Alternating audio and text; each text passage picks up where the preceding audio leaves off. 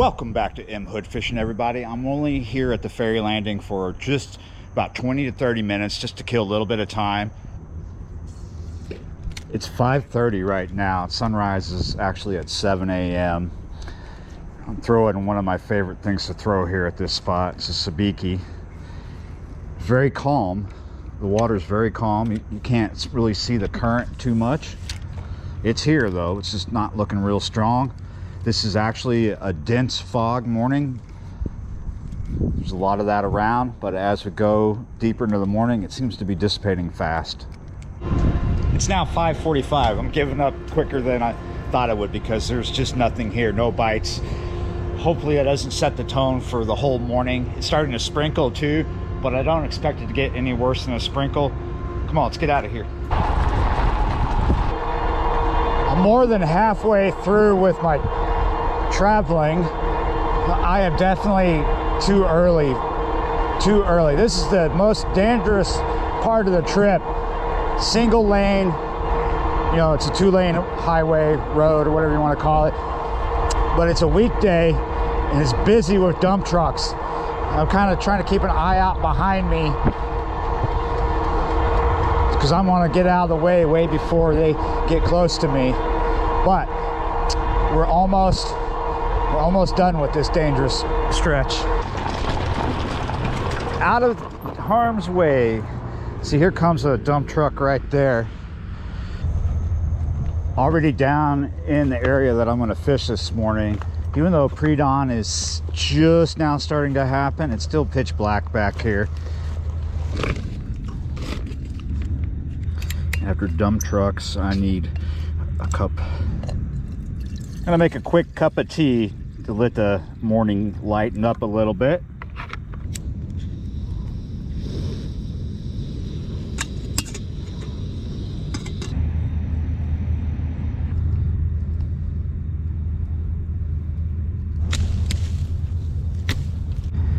Forgot the spoon. However, I did not forget the milk or the Bickies. It's got some digestives by McVitie's. I'm a dipper. The morning is starting to pre-dawn quite nicely. Looks nice out here. Oh, however, the forecast has been changing since I left the first location. Earlier this morning when I checked, there was like almost no chance of rain. Now there's 30 and they're calling for scattered showers. So we might see more sprinkles. Mullet already jumping out here. Nice. You can see Babylon from here. That's what we're calling it these days. New Orleans up that way. We're going to be here in this facility all morning. So we're not quite out of Babylon, are we? Sometimes feels like it, but you get reminded real fast that you're not. It's only just over there. And here we are. This is the pond that I'm going to start on. I've been here before, but it looks like it's been a long time since I've been here. Just has not been raining a lot here. Still a little dark back here. Let me give you some light. We haven't had a lot of rain lately. However, it did rain yesterday for a bit, and it might rain a little bit today, but there's less water here now than there was before, and there's a lot of that choke. See, it's covered with weed. This is actually an old borrow pit. It's rectangular shaped. I think it may at one point been deep, but it's about 20 years or more old. So the river has been coming into it, dropping stuff, silting it in. It's full of logs and stuff. There are fish here. We're gonna get one or two, hopefully more than two. One of the biggest problems this morning with fishing the pond is the choke, obviously.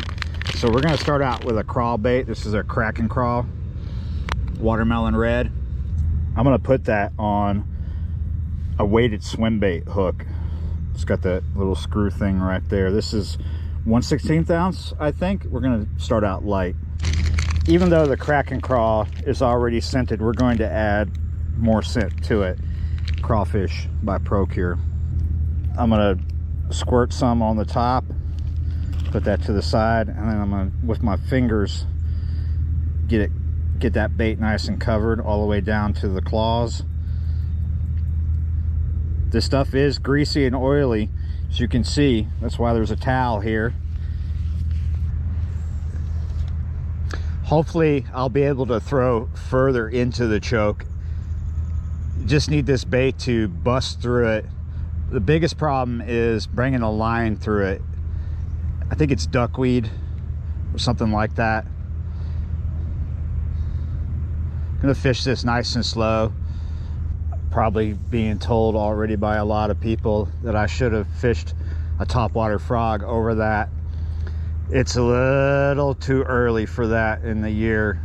It hasn't been cold enough. You're still going to attract little alligators. There's a bunch in this pond. Whenever you fish topwater around them, they just come right to you. It's like a magnet. Gotcha.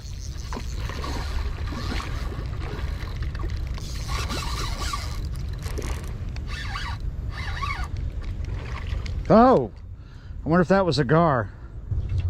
Either I didn't set the hook good enough, or it was a gar and he just let go. I mean, I'm not sure what that was, but I'm not happy with myself. And it happened again. I barely felt that.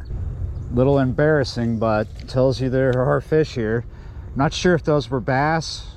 It felt like gar. Could have been shoe pick too. I need to just hammer this when I feel that. But that fish picked up the bait. I saw the line move before I felt anything.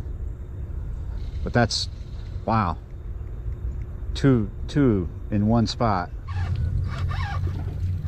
I was just about to give up. I don't know what this is, but it's coming in. Oh, it's a bass, finally. Yes. Decent hookup. I wasn't actually filming. I just came back to the bike after a bunch of casting. I did get some hits from gar or something else. That is a decent pounder right there. Yeah, you're right. Oh, I'm sinking. Dang it.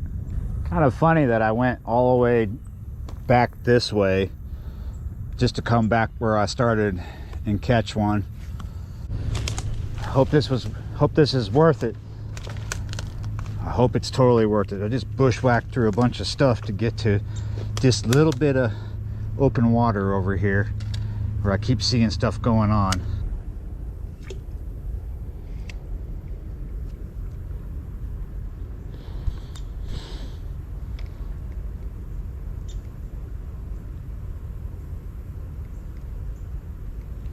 Gotcha.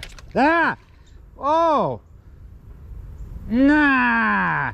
Oh, that was a big shoe pick or something. Just bit right through me. Oh man, he inhaled the bait.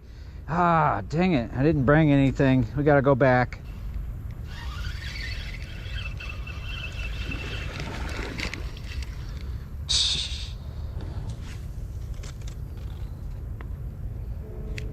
I don't know what's more annoying about this place. All this choke stuff or that little bugger right there.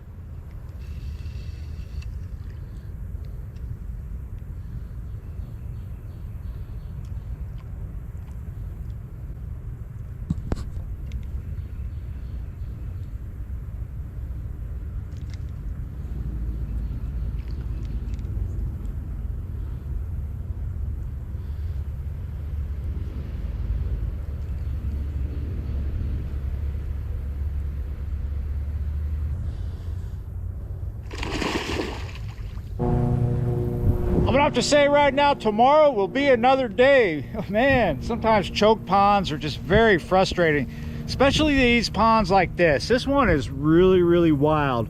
It's not a stocked pond. You never know what's in it. I know that people who fish it regularly keep what they catch. So yeah, you're right. I mean, it could have some shoe pick in it, could have some bass in it, but who knows just how many. I did lose a really big bowfin shoe pick. I believe that's what it was over in that corner. It was a good size one too. So I mean, it warrants coming back, right? But man, is it frustrating. Maybe as we progress through fall and winter, maybe this choke will go away. Definitely would love to fish a topwater frog here, but there's a bunch of little alligators here, and they always make that just horrible, a horrible idea. So I'll have to say thanks for watching, liking, sharing, and subscribing, and I will see you next time.